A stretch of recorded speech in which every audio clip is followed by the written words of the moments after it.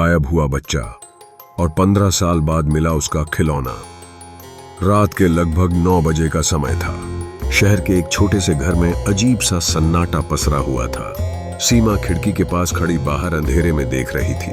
उसकी आंखों में आंसू थे, क्योंकि आज भी उसे अपने बेटे आरव की याद आ रही थी। वही आरव जो 15 साल पहले अचानक गायब हो गया था। उस दिन के बाद से उसकी जिंदगी जैसे रुक गई थी। वह दिन जो सब कुछ बदल गया 15 साल पहले। आरव सिर्फ 6 साल का था। वह बहुत ही प्यारा और शरारती बच्चा था।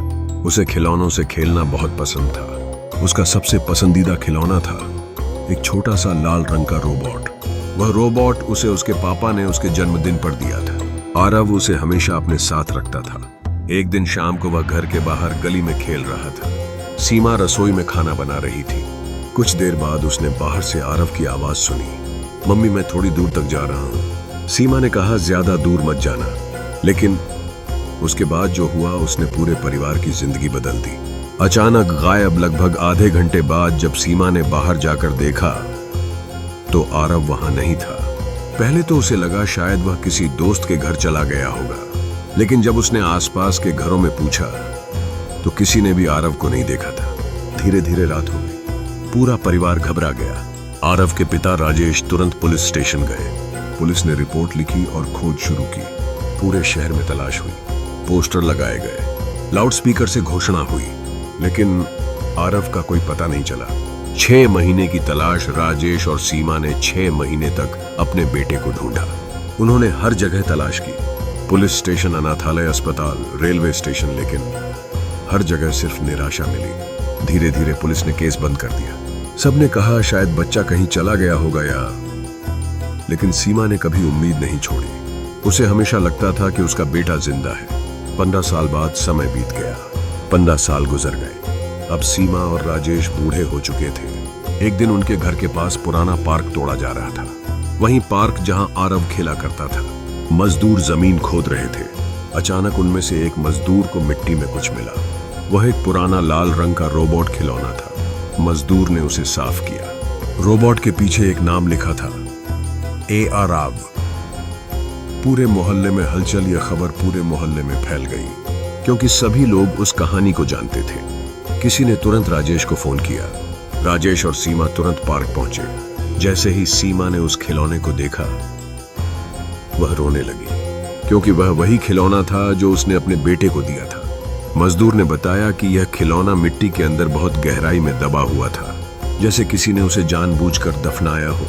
यह सुनकर सबके रोंगटे खड़े हो गए। पुलिस को बुलाया गया। पुलिस ने उस जगह की खुदाई शुरू करवाई। सबको डर था कि कहीं वहां कोई भयानक सच न निकल आए। खुदाई का सच लगभग 3 घंटे तक खुदाई चलती रही। लोग दूर खड़े होकर देख रहे थे। सीमा की हालत खराब हो रही थी। तभी अचानक एक पुलिस वाले ने जोर से आवाज लगाई, सर, यहाँ कुछ मिला है। सबकी सांसें रुक गईं, लेकिन जो मिला उसने सबको हैरान कर दिया। वहां कोई कंकाल या शरीर नहीं था, सिर्फ एक पुराना बैग मिला। बैग के अंदर क्या था? बैग को खोला गया। उसके अंदर कुछ पुराने कपड़े थे और एक डायरी। डायरी के पहले पेज पर लिखा था, अगर यह डायरी किसी को मिले तो सच्चाई जरूर जानना।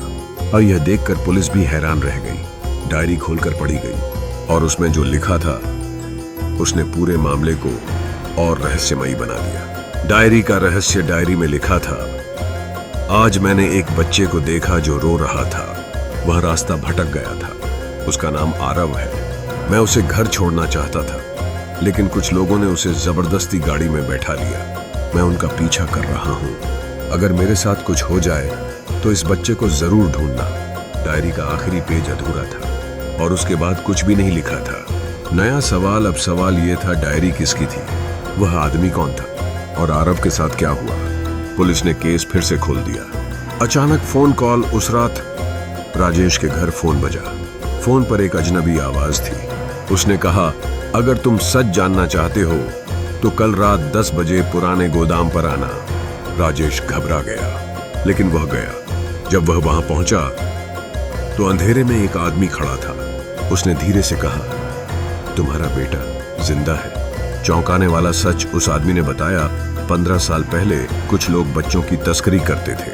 आरव को भी उसी गैंग ने उठाया था, लेकिन वह आदमी उस गैंग को पकड़ने की कोशिश कर रहा था। उसी दौरान वह गायब हो गया, लेकिन उसने आरव को बचाकर एक अनाथालय में छोड़ दिया था। आखिरी ट्विस्ट, कुछ दिनों बाद पुलिस ने उस अनाथालय को ढूंढ लिया।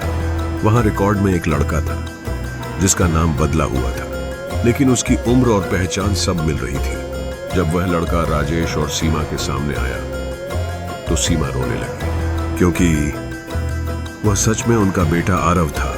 15 साल बाद एक खिलौने ने, एक डायरी ने और एक रहस्य ने एक परिवार को फिर से मिला दिया।